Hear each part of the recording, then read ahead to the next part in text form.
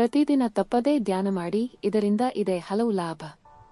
ಕೇವಲ ಧನವಂತರಿಗೆ ಮಾತ್ರ ಧ್ಯಾನ ಎನ್ನುವುದು ಅನೇಕರ ತಪ್ಪಾದ ಪರಿಕಲ್ಪನೆ. ಧ್ಯಾನವು ಎಲ್ಲರಿಗಾಗಿ. ಏಕೆಂದರೆ ಧ್ಯಾನವು ನಿಮ್ಮ ಆಂತರ್ಯದಿಂದ ನಿಮಗೆ ಬಲವನ್ನು ತಂದುಕೊಡುತ್ತದೆ.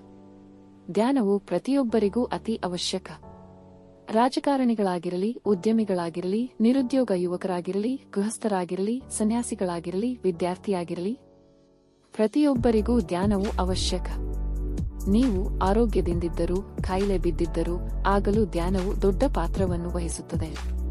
ಕೇವಲ ರೋಗಿಗಳು ಮಾತ್ರ ಧ್ಯಾನ ಮಾಡಬೇಕು ಅಥವಾ ಕೇವಲ ಆರೋಗ್ಯವಾಗಿರುವವರು ಮಾತ್ರ ಧ್ಯಾನ ಮಾಡಬೇಕು ಎಂದುಕೊಳ್ಳಬೇಡಿ. ಧ್ಯಾನದಿಂದ ಇಬ್ಬರಿಗೂ ಲಾಭವಾಗುತ್ತದೆ. ಈ ಧ್ಯಾನದಿಂದ ಏನೆಲ್ಲ ಪ್ರಯೋಜನವಿದೆ ಎಂದು ತಿಳಿಯೋಣ ಬನ್ನಿ. ಧ್ಯಾನ ಬಲವನ್ನು ಕೊಡುತ್ತದೆ. ಧನವಂತರಾಗಿರಲಿ, ಬಡವರಾಗಿರಲಿ, ಇಬ್ಬರಿಗೂ ಧ್ಯಾನ ಬೇಕು.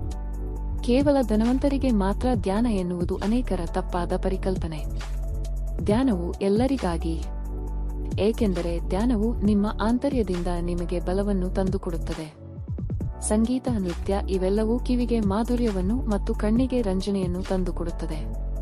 ಆದರೆ ಆತ್ಮಕ್ಕೆ ಮೌನ, ಧ್ಯಾನ, ಶಾಂತಿ ಅವಶ್ಯಕ. ಧ್ಯಾನ ಮಾಡುತ್ತಿದ್ದರೆ ಕಲಾವಿದರು ಇನ್ನಷ್ಟು ಅಭಿವೃದ್ಧಿ ಹೊಂದುತ್ತಾರೆ. ಧ್ಯಾನ ಮಾಡುತ್ತಿದ್ದರೆ ನಿಮ್ಮ ಕಂಠದ ಮಾಧುರ್ಯ ಮತ್ತಷ್ಟು ಹೆಚ್ಚುತ್ತದೆ, ನಿಮ್ಮ ತಾಳ ಸರಿಯಾಗಿ ಸ್ಪಂದಿಸುತ್ತದೆ, ನಿಮ್ಮ ಮನಸ್ಸು ಪ್ರಫುಲ್ಲವಾಗಿರುತ್ತದೆ.